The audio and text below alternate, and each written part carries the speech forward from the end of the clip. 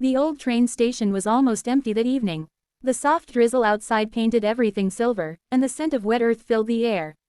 A young woman sat on the cold bench, her eyes fixed on the tracks, as though waiting for something, or someone, that the world had long forgotten. Her name was Arohi, a writer, a dreamer, and perhaps, a little broken.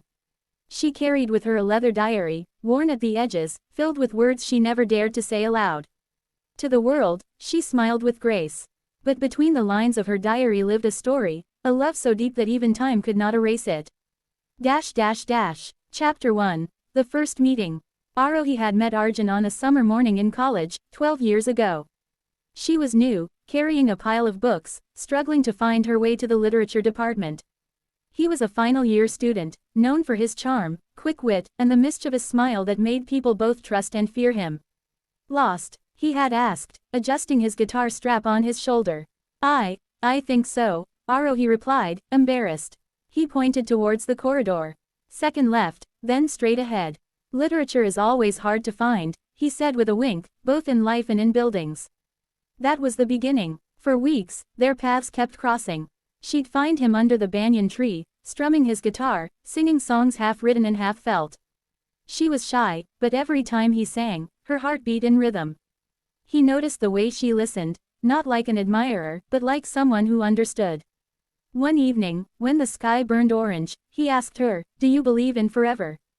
Arohi thought for a while. "I believe in moments that feel like forever." Arjun smiled. "Then let me give you a few of those." Chapter 2. Love in Bloom.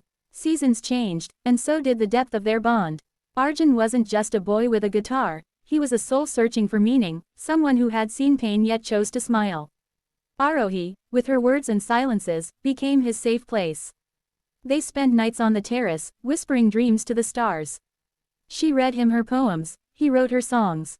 He'd tease her for her seriousness, and she'd scold him for his carefree attitude. But beneath all of it, their hearts had already made a silent promise. One rainy evening, when the hostel power went out, Arjun lit candles and sang to her. When he finished, he held her hand and whispered, "Arohi, I don't know about forever. But if tomorrow never comes, remember tonight, I'm yours." Her eyes welled up. She hugged him tightly, afraid that even time would steal this moment. Chapter 3. Life's Cruel Turn. But life, as always, had its own plans. After graduation, Arjun wanted to pursue music in Mumbai. Arohi, bound by family expectations, had to stay back and prepare for her teaching career. She wanted to fight, to follow him, but her father's words still echoed, "Dreams don't feed families. Stability does." The night before he left, they sat in silence.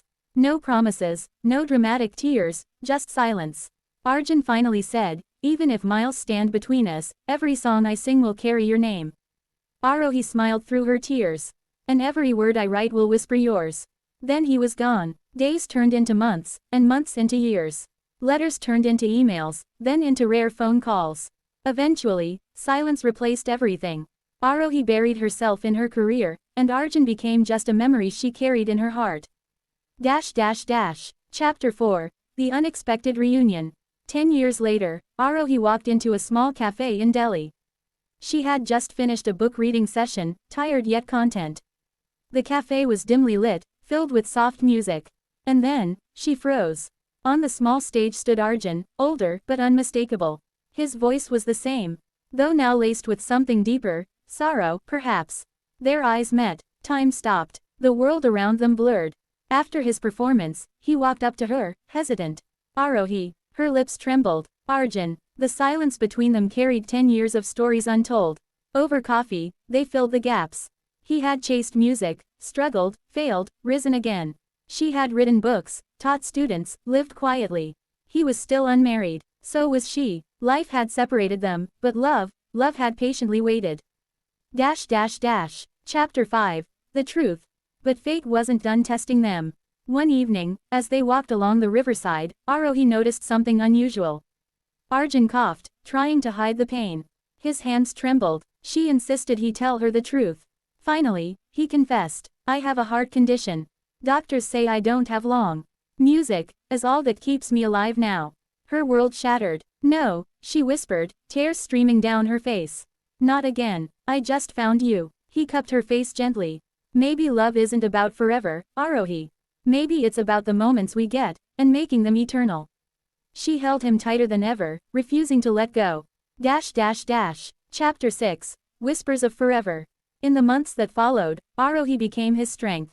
She traveled with him to small concerts, helped him write songs, and made sure every day was filled with laughter, love, and memories. One night, under the same stars they once spoke to in college, he whispered, "If I leave tomorrow, will you still write about me?" She kissed his forehead. "Every story I write will be ours." He smiled, a tear slipping down his cheek. "Then I'm not afraid anymore." Chapter 7. The Last Song. The day came quietly. Arjun had performed one final concert, dedicating his last song to Arohi. His voice trembled, but his eyes never left hers. Lyrics she would never forget. A melody that would haunt her forever. That night, he fell asleep in her arms and never woke up. Chapter 8. Epilogue. Years later, Arohi sat at the same train station, holding her leather diary. She had published a book called Whispers of Forever, their story, written with tears and love. As the train arrived, she closed her diary and whispered, "Arjun, you were right. Love isn't about forever, it's about moments. And ours will live forever." And somewhere, in the whisper of the wind, she swore she heard a guitar strum.